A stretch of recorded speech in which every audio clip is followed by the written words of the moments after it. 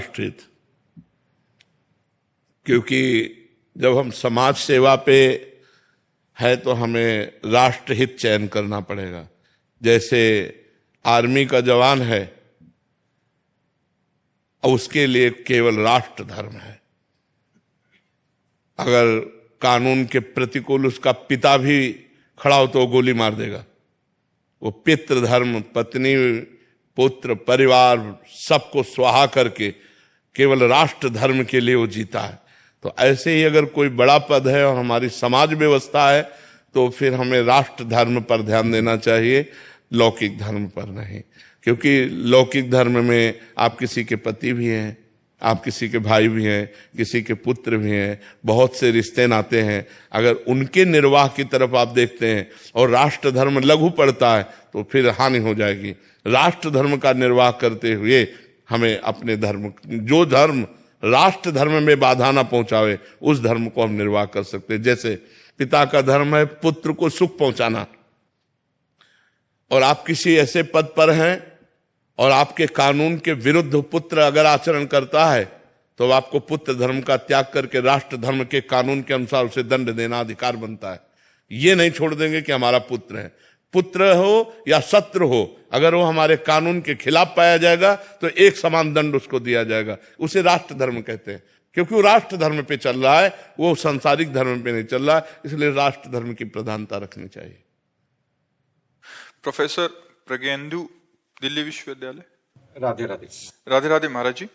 महाराज जी, आप कह रहे हैं कि माफ करने की आदत कैसे डाली जाए, चाहे अनुभव नकारात्मक हो या सकारात्मक, दूसरों को माफ करना कैसे अंदर? वैसे ये भजन बल से आता है माफ करना।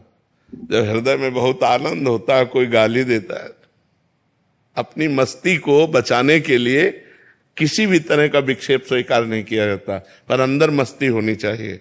जब भजन की मस्ती होती है, कोई पीछे से थप्पड़ भी मार देना, अब अंदर मन प्रश्न कर रहा है, इसने थप्पड़ मारा, हाँ तुम्हारे प्रारब्ध हैं, तुम्हारे प्रारब्ध है, पूर्व का पाप है, उसको भोग लो, राधा राधा राधा राधा।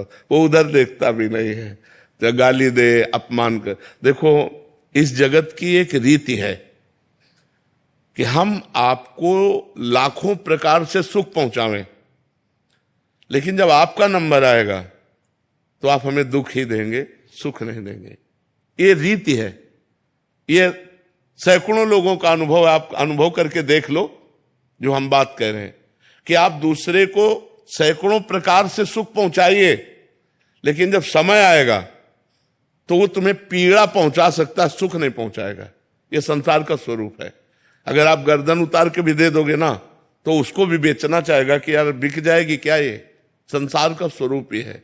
तो जब तक हम अध्यात्म में नहीं चलेंगे तब तक संसार में क्षमा शब्द तो प्रयोग होना बहुत कठिन है, क्योंकि संसार ऐसा है, आप करो हित और वो आपका करेगा हित, आप करो उसके लिए सहयोग और वो आपकी कटिंग करेगा, वो आपको नीचा गिराना चाहेगा। ये संसार का स्वरूप है। तो जब तक भागवतिक भाव नहीं आएगा तब तक आप समाज को नहीं झेल सकते। क्षमा शब्द प्रयोग नहीं होगा, वहां दंडय शब्द आएगा। अहंकार जब प्रस्फुटित हो जाएगा तो ये क्षमा नहीं करेगा। क्षमा तो बहुत बड़ा बल है। क्षमा बहुत, जिसके अंदर क्षमा बल आ गया, बहुत बड़ा बलवान हो गया वो, कि वो गाली दे रहा है, वो अपमान कर रहा है, लेकिन आप उसे क्षमा कर रहे हैं। ये तो संतों की बात होती है। उमा संत कहे यही बड़ाई, मंद करत जो करे भलाई। वो बुरा कर रहा है लेकिन हम तुम्हारा भला कर रहे हैं, यही साधुता है। ये भगवान के भजन से आती है। अगर भजन नहीं होगा तो नहीं हो सकती। एक दो बार तो ठीक है, हमने आपका हित किया, आप हमारा अहित कर रहे हैं तो जलन पैदा होगी, और एक बार आएगा कि यार बाबा ने कहा तो क्षमा करो, क्षमा कर दिया। लेकिन जब दोबारा आएगा तो आप इतनी जोर से क्रोधित होंगे कि क्षमा शब्द भूल जाएंगे, उसको दंड देने पे उतारू हो जाएंगे। और यदि भजन चल रहा है तो वो क्रोध का समन हो जाएगा। भजन नहीं तो क्रोध का समन नहीं होगा। जी।